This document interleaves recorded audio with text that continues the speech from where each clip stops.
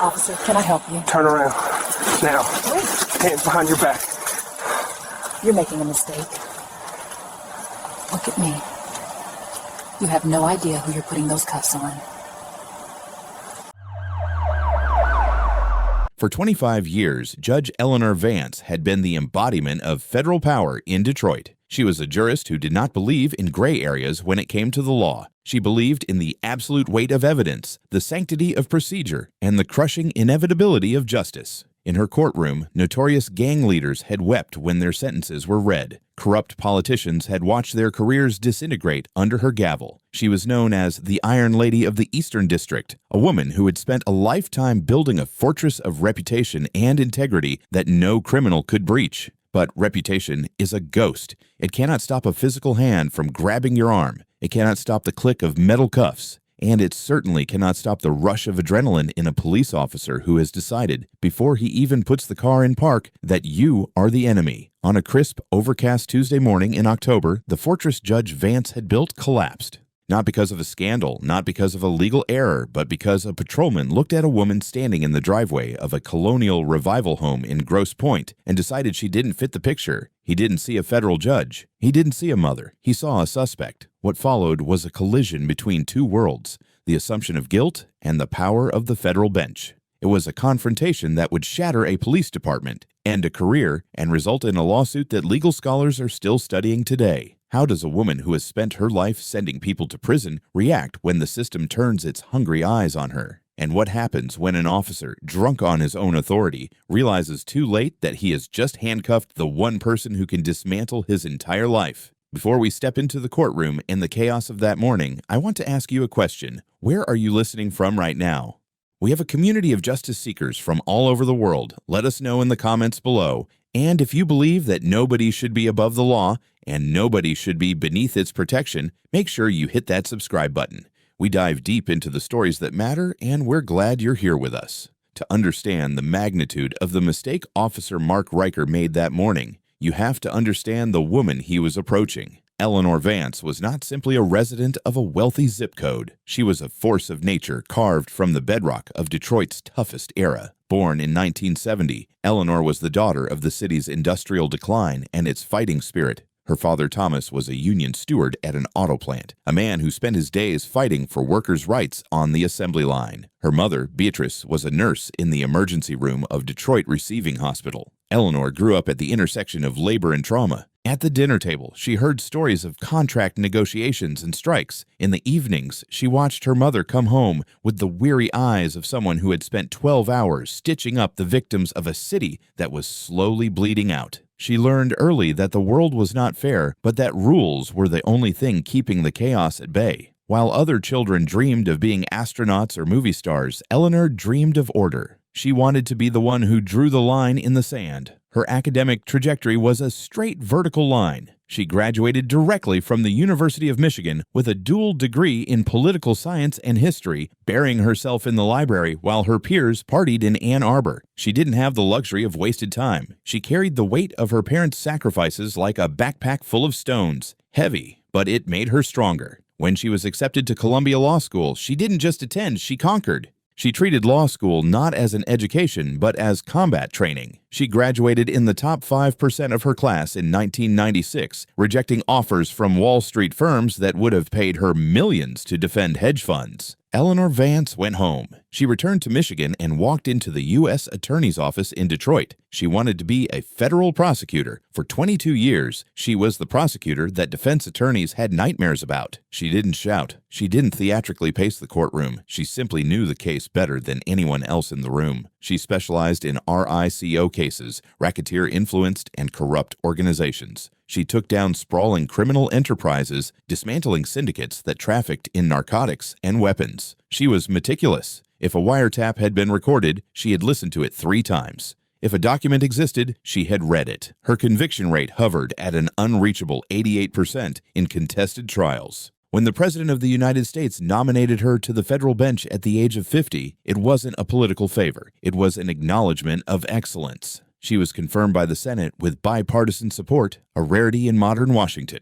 For the last 5 years, she had sat on the federal bench, authoring opinions that were cited by the Supreme Court. She was a pillar of the establishment. But behind the robes, Eleanor was fighting a different battle. She was a single mother to 2 adopted children, Leo, aged 10, and Maya, aged 8. Both had come to her through the foster system, children who had seen the darker side of life before they could even walk. Leo had been born with a dependency on opioids. Maya had been removed from a home where she was severely malnourished. Eleanor had fought for them, adopted them, and built a sanctuary for them in Grosse Pointe. The house was her fortress. It was a majestic 2-story brick home with ivy climbing the trellis and a manicured lawn that smelled of fresh-cut grass and security. She had bought it specifically for the school district, for the quiet streets, for the promise that here her children would not have to worry about the things she saw in her courtroom. She had paid a premium for safety. She had paid a premium for the assumption that in this neighborhood, the police were there to protect, not to harass. It is a bitter irony that the very safety she purchased would become the stage for her greatest humiliation. The morning of October 12th began with the structured chaos of any working parent. The alarm on Judge Vance's phone chimed at 6:15 a.m. She didn't hit snooze. She never hit snooze. The house was quiet, that heavy, comfortable silence of a well-built home. Eleanor moved through her routine with military precision. Coffee, black, a review of the day's docket on her tablet. A quick glance at the case notes for a sentencing hearing scheduled for 9 a.m. Then the transformation from jurist to mother. She woke the children gently. Leo was grumpy, complaining about a history project. Maya was energetic, looking for her favorite sneakers. For 45 minutes, Eleanor wasn't Your Honor. She was Mom. She was making oatmeal, checking backpacks for signed permission slips, and mediating arguments about who got to sit in the front seat, even though they both knew neither of them was old enough yet. By 7:10 a.m., they were ready. The morning air outside was biting, a precursor to the Michigan winter. The sky was a slate gray, threatening rain but holding back. "All right, troops, let's move out," Eleanor said, grabbing her tote bag and her keys. She wore a tailored charcoal wool coat over her blouse and slacks. She looked every inch the professional she was, but she wasn't wearing her robe. She wasn't wearing a badge. To the outside world, she was just a civilian. They walked out the front door. The driveway was long, lined with oak trees that were shedding their leaves in bursts of orange and red. Eleanor ushered the kids toward her SUV. Maya hopped in the back seat. Leo was lingering by the trunk, retying his shoe. Eleanor realized she had forgotten the lunchboxes on the counter. She told the kids to buckle up. She would be right back. She ran back to the door, unlocked it, grabbed the lunches, and returned to the driveway. She was standing by the trunk of her car, arranging the bags so they wouldn't slide, when the sound of tires crunching on gravel broke the morning stillness. She didn't look up immediately. Delivery trucks, landscaping crews, neighbors. Traffic was normal, but then the vehicle stopped. The engine didn't idle. It was cut. Eleanor closed the trunk and turned. Parked at the end of her driveway, blocking the exit, was a black and white patrol SUV from the local municipal police department. The lights weren't flashing, but the presence was aggressive. The vehicle was positioned to prevent escape, a tactical angle that law enforcement uses for high-risk stops. Eleanor felt a flicker of annoyance, not fear. What now? She thought. Did a neighbor report a noise? Is there a parking issue? The driver's door opened. A boot hit the pavement. Officer Mark Riker was 36 years old. He was a man who wore his uniform a little too tight, his tactical vest loaded with more equipment than a suburban patrol required. He had been on the force for 14 years. In the locker room, he was known as a producer, an officer who brought in numbers, tickets, arrests, field interrogations. But in the hushed conversations of the Internal Affairs Bureau, he was known as a liability. Riker had 14 sustained complaints in his file. Excessive force during a traffic stop, profanity used against a teenager, conducting searches without probable cause. In almost every case, the union had stepped in, or the evidence had been deemed inconclusive, or the victims had been too intimidated to pursue the complaint. He was a man who believed that the badge granted him dominion, not duty. That morning, at 7:05 a.m., a call had come in. A neighbor 2 streets over, an elderly woman with a history of nervous calls to the police, had reported a suspicious person walking near the garages. She hadn't described a crime. She hadn't seen a break-in. She had just seen someone she didn't recognize. Riker took the call. He cruised the neighborhood, hunting. When he turned onto Judge Vance's street, he saw a black woman standing by the open trunk of a luxury SUV in a driveway. He didn't see a homeowner loading lunches. He saw an opportunity. He saw a discrepancy. In Riker's mind, people like Eleanor Vance didn't live in houses like this. Therefore, she must be the suspicious person. He walked up the driveway. His hand was resting on his belt, near his holster. It was a subtle threat, a muscle memory of intimidation. "Step away from the car," Riker barked. He didn't introduce himself. He didn't say good morning. Eleanor Vance froze. She had spent 20 years cross-examining liars and directing federal agents. She knew tone. And she knew this tone. It was the tone of a man who had already reached a verdict. "Excuse me," Eleanor said. Her voice was calm, projected from the diaphragm, the voice she used to address a packed courtroom. "I said step away from the car. Hands where I can see them," Riker said, closing the distance. He was walking fast, invading her personal space. "Officer," Eleanor said, standing her ground. "I live here. I am taking my children to school." "You live here?" Riker sneered. It was a reflex, a rejection of her reality. "That's what they all say. We got a report of break-ins in the area. You matched the description." This was a lie. The dispatch call had given no description other than person. There had been no report of break-ins, only suspicious activity. Eleanor knew this. She knew the terminology. "What description?" Eleanor asked. "Who exactly are you looking for?" "I'm asking the questions," Riker snapped. He was now 3 feet away from her. The smell of stale coffee and aggression radiated off him. "Let me see some ID. Now." Eleanor took a breath. She knew the law better than he did. She knew that Michigan was not a stop-and-identify state unless there was reasonable suspicion of a crime. Standing in one's own driveway was not a crime, but she also knew the reality of the street. She knew that arguing legal theory with an agitated officer could be fatal. "My identification is inside the house," Eleanor said slowly. "I just ran out to put the lunches in the car. If you allow me to—" "No!" Riker cut her off. "You're not going anywhere. You're refusing to identify? That's an arrestable offense." "It is not," Eleanor said, her voice dropping an octave, becoming harder. "I am on private property. You have articulated no reasonable suspicion that a crime has been committed. You are harassing me." Inside the car, Leo and Maya were watching. Their faces were pressed against the glass. Maya looked terrified. Leo looked angry. Eleanor saw them out of the corner of her eye. Her heart hammered against her ribs, but her face remained a mask of stone. She could not escalate this. She could not give him an excuse. "Turn around," Riker commanded. He reached for his handcuffs. "Officer, you are making a mistake," Eleanor said. "A very large, career-ending mistake. I am a federal judge. My name is Eleanor Vance." Riker laughed. It was a short, sharp bark of disbelief. "Yeah, and I'm the police commissioner. Turn around." He didn't wait for compliance. He lunged. He grabbed Eleanor's left wrist and twisted it behind her back with a force that was entirely unnecessary. Pain shot up her shoulder. It was a jagged, hot tear of agony. "Hey!" Eleanor shouted, the indignity of it washing over her. "Do not touch me!" "Stop resisting!" Riker screamed for the benefit of his body camera, a tactic used to justify force in the report later. He shoved her against the side of her own vehicle. The back door of the SUV flew open. "Mom!" Leo screamed. He scrambled out of the car. "Leave her alone!" "Leo, get back in the car!" Eleanor yelled, struggling against the officer's grip. "Stay inside. Close the door. Back off. Riker shouted at the 10-year-old boy, his hand dropping to his taser. That was the moment the world stopped for Eleanor Vance. She saw the officer's hand hover over a weapon near her son. The fear vanished, replaced by a cold, white-hot fury. "If you touch my children," Eleanor said, her voice trembling not with fear, but with rage, "you will regret it for the rest of your life. I am complying. Put the cuffs on. But do not look at my son." Riker spun her around. He slapped the cuffs on her wrists. The metal bit into her skin. He ratcheted them tight, too tight. He marched her down her own driveway, past the manicured lawn, past the oak trees toward his patrol car. Neighbors were coming out now. A woman across the street, Mrs. Higgins, was on her porch in her robe, her hand over her mouth. "That's Judge Vance," she yelled. "Officer, that's Judge Vance."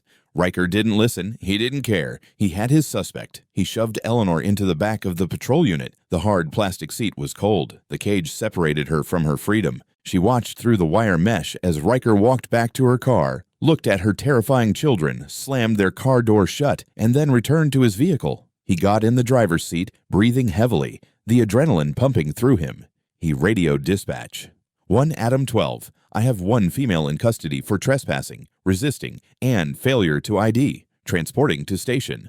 Eleanor sat in the back. She didn't cry. She didn't scream. She closed her eyes and began to memorize. She memorized his name tag, Riker. She memorized the badge number, 4922. She memorized the time on the dashboard clock, 7:22 a.m. She wasn't a victim anymore. She was a prosecutor building a case. We are halfway through this story, and the injustice is palpable. A federal judge in handcuffs, children traumatized, and an officer who believes he is untouchable. It makes you wonder, if this can happen to someone who knows the law inside and out, what happens to those who don't? If you're finding this story compelling, please take a second to like this video. It helps us expose these stories to a wider audience. And tell me in the comments, have you ever been in a situation where authority refused to listen to reason? The drive to the precinct was a study in silence. Riker turned on the radio, perhaps to drown out any protests from the back seat, but Eleanor said nothing. She stared at the back of his head. She was calculating the statutes he had violated. 4th Amendment, unreasonable search and seizure. 14th Amendment, due process, assault, battery, false imprisonment,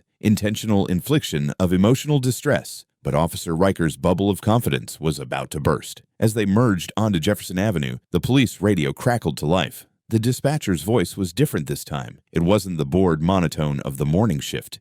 It was urgent, sharp. Unit 1, Adam 12. Unit 1, Adam 12. Come in immediately. Riker picked up the mic. Go ahead, dispatch. Riker, what is your 20? Passing the marina, heading to intake. There was a pause. A long, heavy pause filled with static. Then the voice came back, and it was trembling. Riker, pull over immediately. Maintain your position. Dispatch, I have a suspect in custody. I'm 5 minutes out. Riker, the voice screamed now. The chief is on the line. We have received calls from the federal marshal's office. We have calls from the mayor. You have arrested a federal judge. Do not bring her to the station. Do not pass go. Pull the vehicle over and wait for supervisors.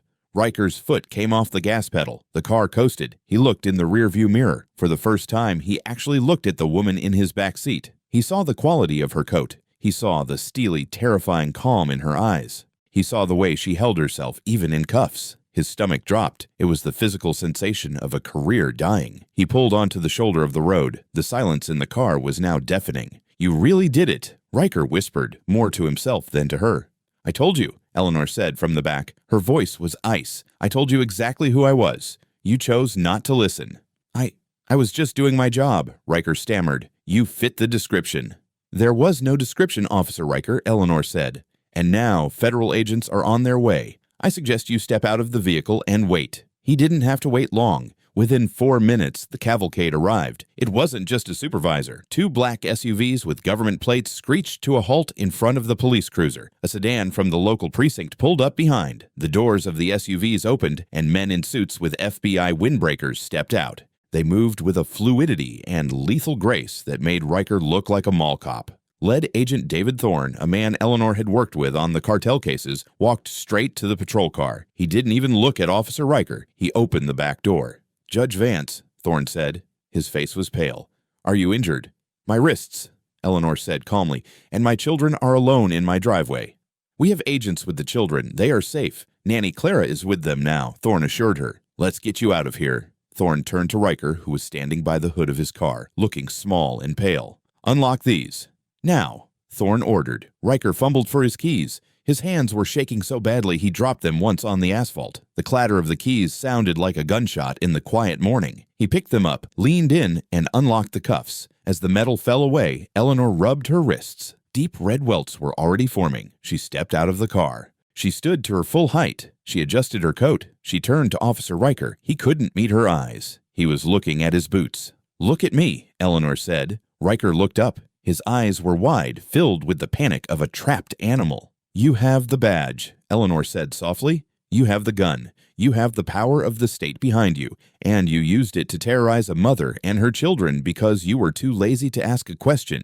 You didn't see a citizen. You saw a target. I didn't know, Riker whispered. That is the problem, Eleanor replied. You treated me like a criminal because you didn't know I was a judge. But you should have treated me with dignity simply because I am a human being.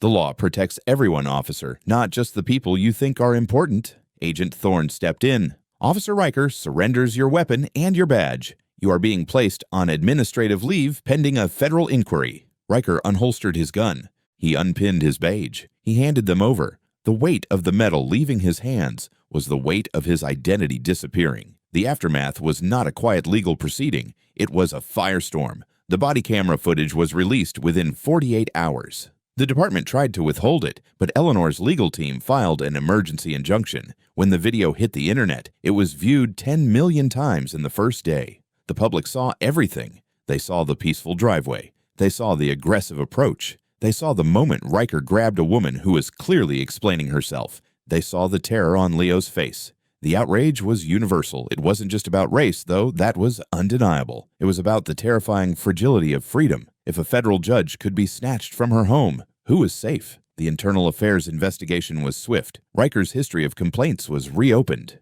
The inconclusive findings of the past were re-examined under the microscope of federal scrutiny. It turned out Riker had a pattern of targeting minority residents in affluent neighborhoods, using suspicion as a pretext for harassment. Judge Vance filed a federal civil rights lawsuit against the city, the police department, and Mark Riker personally. She didn't ask for a settlement. She refused the city's offer of $2 million to make it go away. She wanted a trial. She wanted a jury to say the words. The trial took place 6 months later. The courtroom was packed every day. Eleanor sat at the plaintiff's table, not as a judge, but as a citizen. Riker's defense was weak. His lawyer tried to argue qualified immunity, the legal doctrine that shields officers from liability unless they violate clearly established rights. But the video was damning. The judge presiding over the case, a colleague from a different district to avoid conflict of interest, ruled that Riker's actions were so egregious that qualified immunity did not apply. Riker took the stand. He looked diminished. The uniform was gone, replaced by a cheap suit. He tried to explain his instincts, his training, but under cross-examination by Eleanor's attorney, he crumbled. He admitted he had no description of a suspect. He admitted he had escalated the situation because he felt disrespected.